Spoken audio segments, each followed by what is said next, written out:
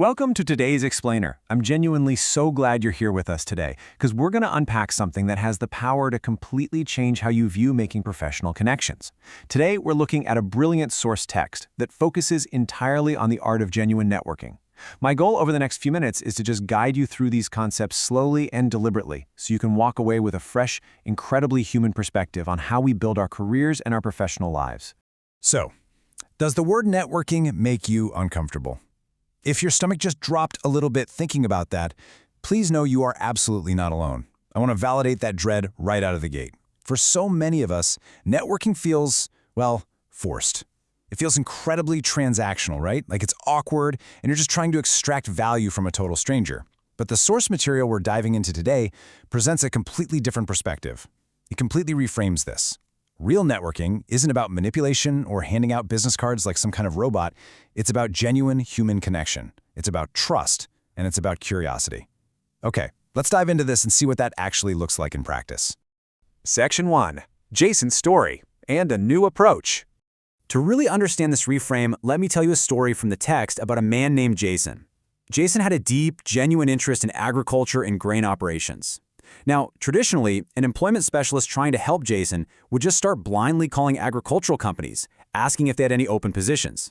But Jason's employment specialist took an entirely different approach.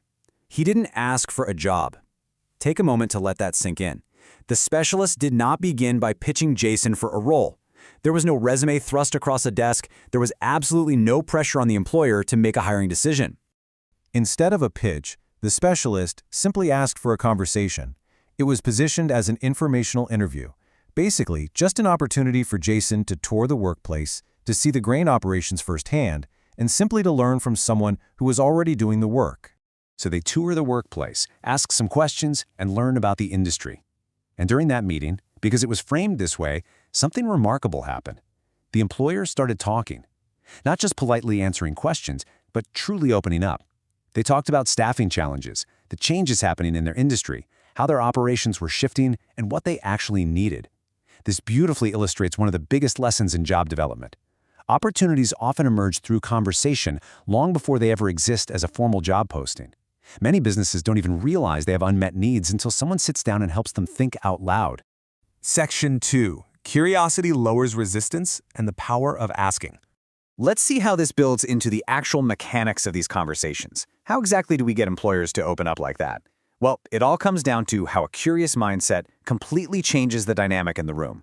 Consider this question. What changes are happening in your industry?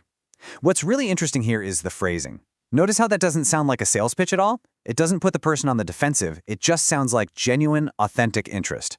When you ask someone about their industry, you are honoring their expertise. Here's another incredibly powerful question from the text. What tasks pull employees away from higher-level work? Think about what this question actually accomplishes. It lowers resistance immediately. You aren't asking them to hire someone, you're asking them to identify friction in their day-to-day operations. These types of inquiries help businesses think out loud about what's slowing them down and where they might eventually need some support. If you take absolutely nothing else away from this explainer, please remember this progression. The goal of these informational interviews is never immediate placement. The goal is understanding. Because understanding builds trust, and trust over time creates opportunities. That sequence simply cannot be rushed. Section 3. Warm outreach builds trust. Ditching the cold call. This naturally shifts our focus to how we actually initiate these conversations in the first place.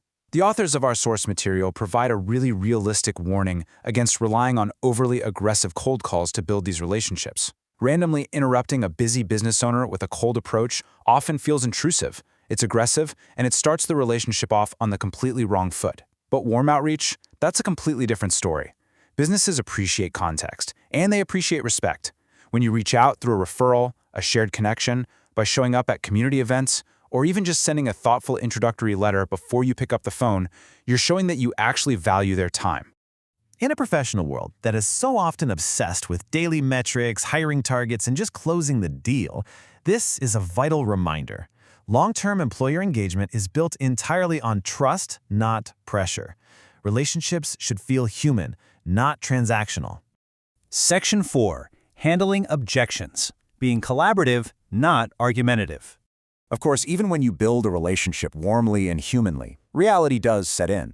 Employers are going to have concerns. But the text frames this not as a roadblock, but as a completely normal part of the relationship-building process.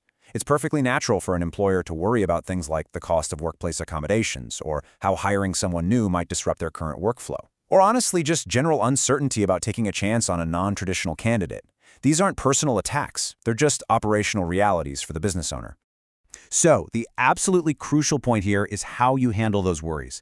Instead of getting defensive or argumentative, the most effective employment specialists just step back. They remain calm, they listen with profound respect, they anticipate these concerns before they even enter the room, and they respond with professional, collaborative solutions. It's really about sitting on the same side of the table as the employer to solve a problem together.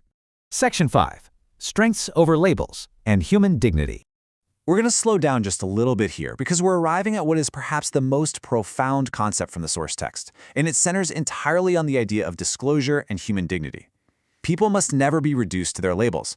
Whether we're talking about individuals with disabilities or newcomers to a country trying to enter the workforce, society so often reduces them to diagnoses, to their accents, to their resume gaps, or to their lack of local experience.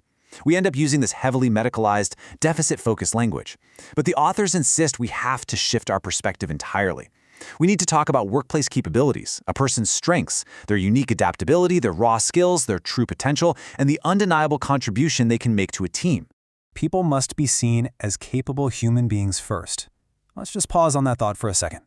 Meaningful employer engagement, that true, lasting professional connection. It only starts when we look past the limitations society imposes, and we genuinely see people as capable human beings first. Section 6. Timeless Principles. The sales skills of relationship building. Zooming back out to the everyday practicalities for a minute, the authors outline several core principles for effective job development. What's fascinating is that these are often taught as quote-unquote sales skills, but really they're just the fundamentals of treating people well. Preparation matters. Listening is infinitely more important than talking. Following up is where the relationship is actually built. Professionalism matters. Treat people's time with absolute respect. And never, ever burn a bridge. If you strip away all the business jargon, these are literally just guidelines for being a respectful, attentive human being in a professional setting. A great piece of advice from the text brilliantly illustrates why never burning a bridge is so incredibly important. Sometimes employers say no simply because the timing is wrong. Rejection is rarely personal. Sometimes a business just isn't ready. Maybe the budget isn't there or the management team is in flux. A strong relationship builder totally understands this. They stay respectful, they say thank you, and they leave the door wide open for the future. Section 7. Humanity over transactions. A final reflection. As we begin to wrap up this explainer, let's bring it all back to the core thesis of the source material.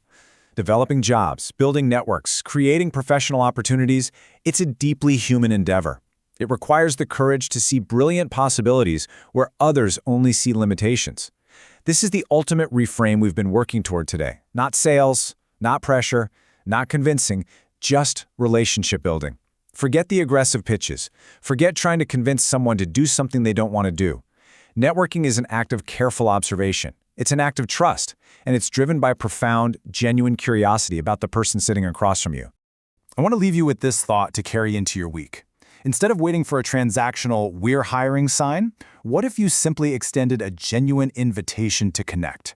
What incredible opportunities could you uncover for yourself or for someone you're helping simply by walking through the door and asking, "Tell me more about what you do here." Thank you so much for exploring this with me today.